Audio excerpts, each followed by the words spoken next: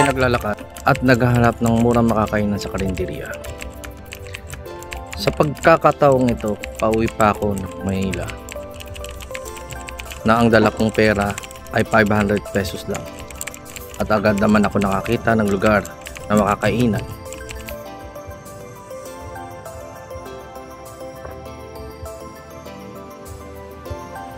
Patapos na akong kumain at kaunting pahinga bago malis.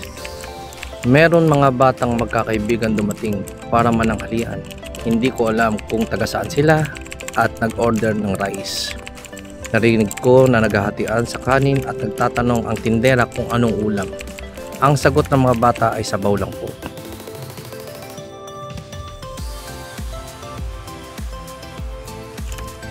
Dahil dito, tayo ay nasubukan sa maliit na bagay.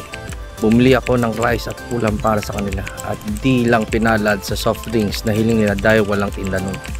Kaya ulam at rice lang pwedeng mapagkasya at agad ko na rin binayaran dahil paalis na rin ako papuntang Maynila. At ito ang sumusunod. Ito guys, libre natin sila ng ulam para may pagkain ho. Para may pagkain sila. Okay?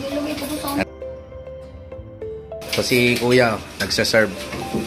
Ito bayad ko. Okay na kayo lahat ha? Ayos na?